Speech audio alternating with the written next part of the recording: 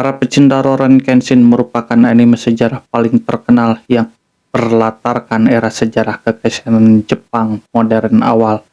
Rurouni Kenshin bercerita tentang seorang pensiunan samurai, penghabisi nyawa orang atau penghabis bayaran di era Meiji yang bersumpah tidak akan pernah menghabisi lagi. Anime ini didasarkan kepada penghabisian bayaran di kehidupan nyata, tulis Amy Gilbert di laman Loper. Seorang samurai bernama Kawakami Gensai hidup pada masa yang kacau. Seperti Kenshin, Gensai adalah pria terhormat dan cinta damai, meskipun keahliannya menggunakan pedang sudah melegenda. Namun, tidak seperti karakter anime, kehidupan Gensai sang samurai justru menemui akhir yang lebih tragis. Siapakah Kawakami Gensai? Kawakami Gensai lahir di Kumamoto pada tahun 1834 dari pasangan Komori Sadasuke, seorang punggawa daimyo Damianto Kumamoto. Karena kakak laki-laki Gensai, Hazamemon, dipilih sebagai ahli waris keluarga, pada usia 11 tahun dia diadopsi oleh Kawakami Genbei. Genbei adalah pengikut Kumamoto lainnya. Gensai kemudian memasuki sekolah domain Jishukan. Di sekolah itu, calon penghabis bayaran kekaisaran Jepang itu mengikuti program studi akademik dan bela diri. Namun bertolak belakang dengan karirnya.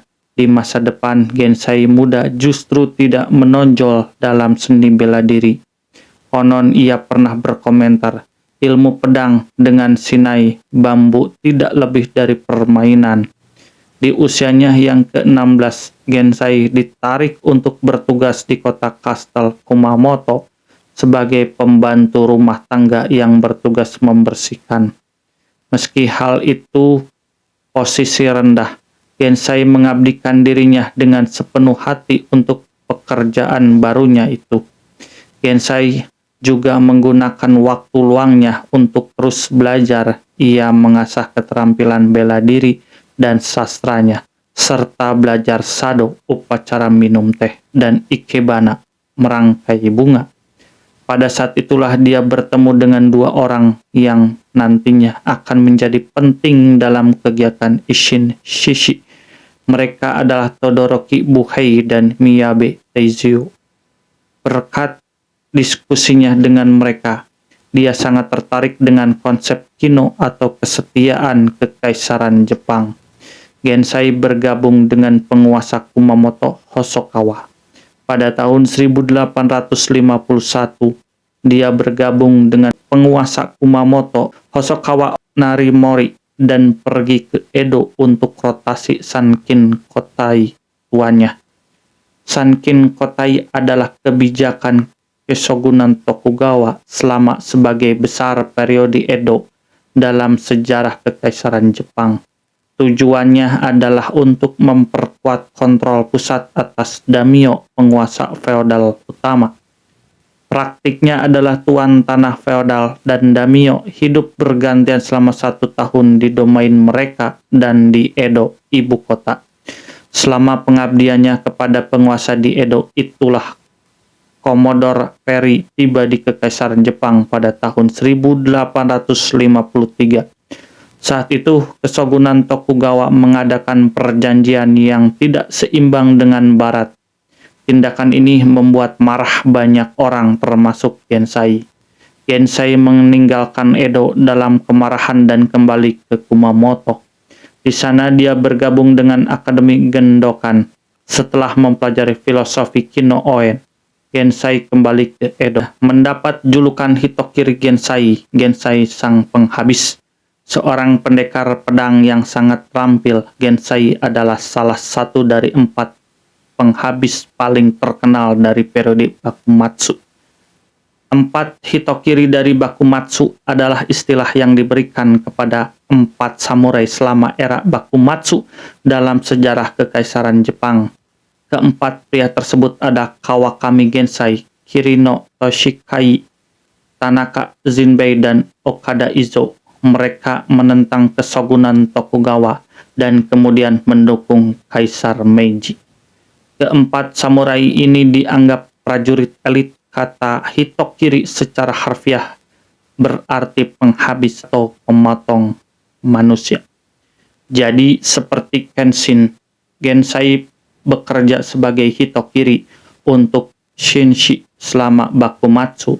Seperti karakter dalam anime, Gensai terkenal karena teknik pedangnya yang sangat cepat. Teknik ini memungkinkan dia untuk menghabisi tokoh politik pendukung shogun di siang bolong.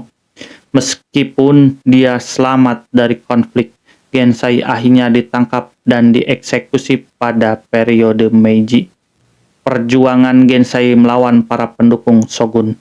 Pada tahun 1861, Gensai menikahi Misao Teiko, putri seorang punggawa Kumamoto lainnya, seorang seniman bela diri sendiri. Teiko sangat ahli dalam penggunaan naginata. Pasangan itu adalah memiliki seorang putri Kintaro yang selamat bahkan setelah Gensai dieksekusi.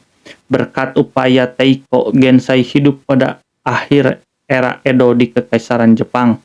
Era ini adalah periode pergolakan di mana kebijakan kediktatoran shogun dan isolasi dari campur tangan asing akan segera berakhir.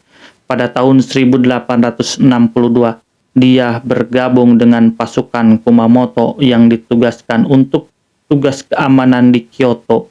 Setelah peristiwa politik Higohan, dia pergi dari sana dan pergi ke Choshu.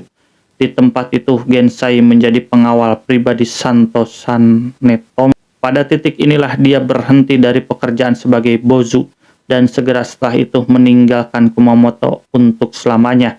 Saat ia bertugas sebagai tentara dan pengawal, prestasi Gensai yang paling terkenal adalah menghabisi Sakumo Sozan. Ia adalah seorang politikus yang berharap untuk membuka perdagangan Kekaisaran Jepang dengan negara asing. Gensai menghabisi Sozan dalam satu pukulan di siang bolong, sementara penghabis lain dikaitkan dengannya. Hanya penghabis Sozan yang dapat dibuktikan. Setelah itu ia mengundurkan diri ke Choshu dan mengambil bagian dalam aksi militer Keitai, tentara sukarelawan. Di bawah pimpinan Takutsugi Shinsaku, para samurai itu melawan ekspedisi Choshu Shogunan. Pada tahun 1867, ia kembali ke domainnya. Namun karena kekuatan sebenarnya dari domain Kumamoto telah dipegang oleh Subakuha, pendukung shogun, dia dipenjarakan. Karena penahanannya, dia tidak dapat berpartisipasi dalam Tisei Hokan, pengalihan kekuasaan kembali ke kaisar. Pemulihan pemerintahan kekaisaran dan pertempuran Toba Fushimi. Pada Februari, Gensai dibebaskan dari penjara. Domain Kumamoto milik Subakuha mencoba menunggangi gelombang restorasi Meiji dengan menggunakan Gensai. Namun Gensai menolak untuk bekerja sama. Setelah restorasi, pemerintahan baru ditakuti oleh Gensai yang tidak pernah berhenti menganjurkan pengusiran orang asing. Dia dicurigai terlibat dengan Nikkyo Jiken, peristiwa yang dipicu oleh dua bangsawan istana. Juga dicurigai lebih lanjut terhadap penghabisan seorang sangi, penasihat Senomi Hirosawa. Maka akhirnya Gensai dihabisi pada Januari 1872. Dikatakan bahwa Gensai tidak terlibat dalam pembunuhan dan dia penggal sebenarnya karena tidak mengikuti kebijakan pemerintah Meiji. Seperti Kenshin, Gensai adalah orang yang rendah hati, yang lebih menyukai kedamaian alih-alih perang, tapi dia tidak akan ragu untuk melawan ketidakadilan dan melindungi yang tertindas. Ada beberapa kesamaan yang tidak dapat disangkal antara Kenshin dan Gensai. Bedanya, sang samurai di kehidupan nyata itu tidak menjalani sisa hari-harinya dengan bahagia bersama istri dan anak. Menelusuri rekam jejak penghabis yang dilakukan Gensai di masa itu melalui berbagai literasi secara online. Namun tak ada catatan resmi siapa dan berapa jumlah korban yang telah ia habisi. Namun Gensai dipercaya melakukan banyak penghabisan di berbagai tempat jelang restorasi Meiji. Hal ini mengingat gelar yang disematkan kepada Gensai yaitu Hitokiri Batosai. Meski telah melakukan penghabisan, hanya satu penghabisan Gensai yang tercatat dalam sejarah dan yang paling dikenal, yakni penghabisan kepada Sukuma Sozan pada 12 Agustus 1864. Menurut catatan, penghabisan ini dilakukan Gensai dengan sekali tebasan bersama 3 samurai lain yang menemaninya di siang bolong pada 12 Agustus 1864. Korban Gensai satu ini memang bukan sembarangan. Sozan tak hanya politisi pendukung Shogun klan Tokugawa. Dia sosok terpelajar yang banyak mempelajari ilmu pengetahuan dari barat. Setelah dipercaya terlibat dalam banyak kasus penghabisan, Gensai pindah ke Chosu. Di sana dia bergabung dengan pasukan Kitai yang bertempur melawan pasukan Shogun untuk mempertahankan Choson. Pada 1866, dalam pertempuran itu pasukan Kitai berhasil menang. Gensai sebenarnya sempat menyerah dalam sebuah pertempuran di Kokura dan dipenjara oleh pemerintah Shogun klan Tokugawa hingga dibebaskan pada 1868 oleh pemerintahan Meiji. Catatan sejarah menyebut Gensai tidak terlibat dalam perang Boshin karena masih berada dalam tahanan. Dalam banyak catatan sejarah Jepang, Gensai memang mendukung restorasi Meiji dan menolak kebijakan pemerintah Jepang yang dijalankan Shogun klan Tokugawa. Namun ternyata di kemudian hari, era Meiji justru setuju dengan konsep dan pandangan Sakuma Sozan, politisi yang dihabisi Gensai, bahwa untuk maju Jepang harus membuka diri namun tak meninggalkan jati diri mereka. Hal inilah yang membuat Gensai kecewa dan akhirnya menentang pemerintahan Meiji. Bagi Gensai, perjuangan dan samurai lain yang telah tewas karena membela kekaisaran menjadi sia-sia.